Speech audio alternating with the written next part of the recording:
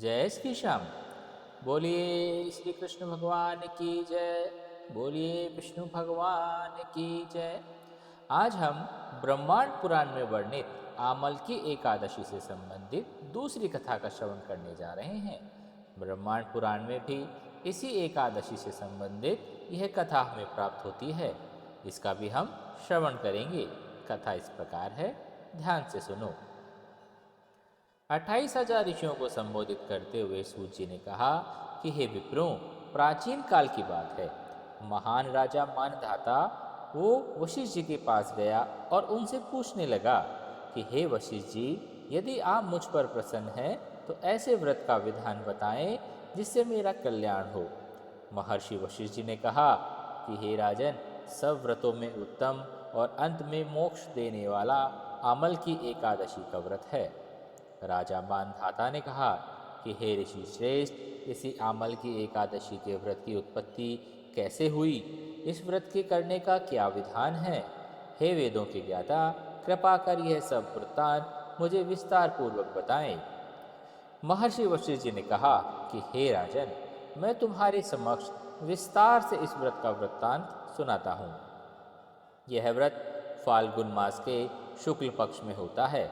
इस व्रत के प्रभाव से सभी पाप समूल नष्ट हो जाते हैं।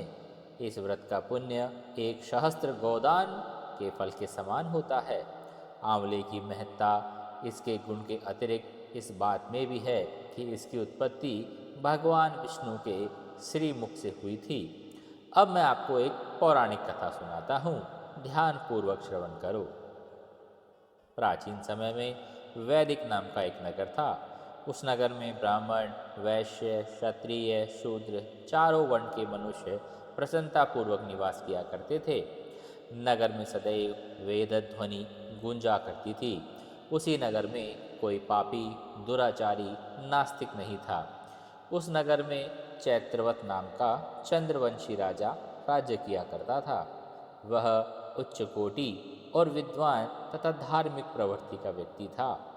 उस राज्य में कोई भी निर्धन एवं लोभी नहीं था। उस राज्य के सभी लोग भगवान विष्णु के अनन्य भक्त हुआ करते थे। वहाँ के छोटे बड़े सभी निवासी प्रत्येक एकादशी का उपवास भी किया करते थे।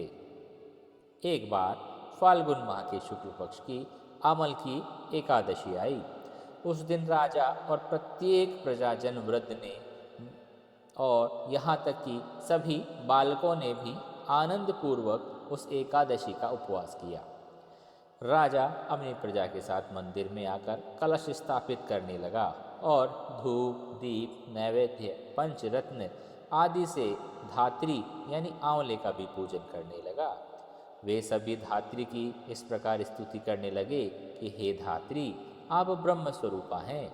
आप ब्रह्मा जी द्वारा उत्पन्न हो तथा सभी पापों को नष्ट करने वाली हैं। आपको हमारा नमस्कार है। आप मेरा अर्घ्य स्वीकार करो। आप श्री रामचंद्र जी के द्वारा सम्मानित हैं। मैं आपसे प्रार्थना करता हूँ कि मेरे सभी पापों का हरण कहो। ऐसी प्रार्थना करके सभी लोगों ने उस रात को वहाँ जागरण भी किया।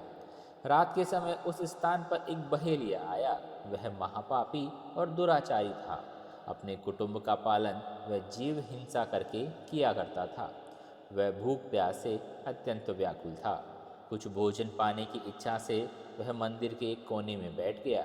उस स्थान में बैठकर वह भगवान विष्णु की कथा तथा एकादशी का महात्म्य सुनने लगा। उस प्रकार बहेली ने संपूर्ण रात्रि अन्य लोगों के साथ जागरण करके व्यतीत की। प्रातःकाल सभी लोग अपने अपने निवास पर चले गए। इस प्रकार वह बहेलिया भी अपने घर चला गया और वहां जाकर भोजन करने लगा।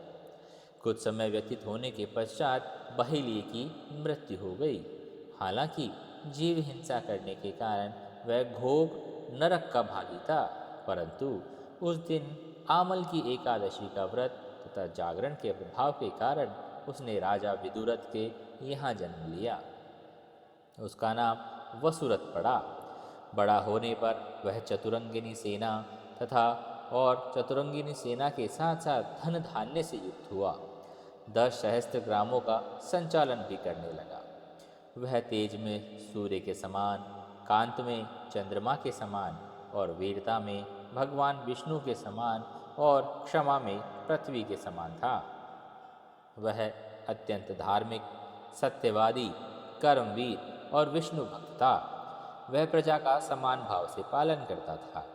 दान देना उसका नित्य का कर्म था। एक समय राजा वसुरथ शिकार खेलने के लिए गए।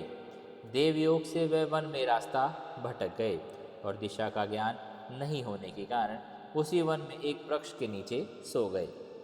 कुछ समय बाद जब वहां पहाड़ी पर डाकू आए और राजा को अकेले देखा तो मारो मारो चिल्लाते हुए राजा वसुरथ की ओर दौड़ पड़े। वह डाकू कहने लगे, इस दुष्ट राजा ने हमारे माता पिता, पुत्र पौत्र सभी संबंधियों को मारा है तथा देश से निकाल दिया। अब हम इसे मारकर अपने अपमान का बदला लेंगे। इतना कहकर वे डाकू राजा को मारने लगे, उस पर अस्त्र शस्त्रों से प्रहार करने लगे। डाकुओं के वह अस्त्र शस्त्र राजा के शरीर पर स्पर्श होते ही नष्ट होने लगते और राजा को वह शस्त्र पुष्पों के समान प्रतीत होते। कुछ समय बाद प्रभु इच्छा से उन डाकुओं के अस्त्र शस्त्र उन्हीं पर प्रहार करने लगे, जिससे वे सभी डाकू मूर्छित हो गए और उसी समय राजा के शरीर से एक दिव्य देवी प्रकट हुई। वह देवी अत्यंत सुंदर थी तथा सुंदर वस्त्रों और आभूषणों से अलंकृत थी। उसकी भ्रकुटी टेढ़ी थी, उसके नेत्रों से क्रोध की भीषण लपटें निकल रही थी। उस समय से वह लपटें काल के समान प्रेरित हो रही थी। उसके देखते ही देखते उन सभी डाकुओं को समूल उसने नाश कर दिया। नींद से उठने पर राजा ने वहां अनेक डाकुओं को मृत पड़े देखा। वह सोचने लगा कि किसने इन्हें मारा है, इस वन में कौन मेरा हितैषी है। राजा वसुरथ ऐसा विचार कर ही रहे थे कि उसी समय आकाशवाणी हुई कि हे राजन, इस संसार में भगवान विष्णु के अतिरिक्त तेरी रक्षा कौन कर सकता है। इस आकाशवाणी को सुनकर राजा ने भगवान विष्णु को स्मरण कर उन्हें प्रणाम किया तो और उसके पश्चात अपने नगर को वापस आ गया और सुखपूर्वक राज्य करने लगा। महर्षि वशिष्ठ जी कहने लगे कि यह राजन, यह आमल की एकादशी के व्रत का प्रभाव था। जो मनुष्य एक भी आमल की एकादशी का व्रत करता है वह प्रत्येक कार्य में सफल होता है और अंत में वैकुंठ धाम को पाता है। बोले श्री कृष्ण भगवान की जय। बोले श्री विष्णु भगवान की जय। यह कथा संपूर्ण हुई। आपको यह कथा अच्छी लगी तो प्लीज़ कमेंट करके अवश्य बताइएगा। बोलो जय श्री श्याम।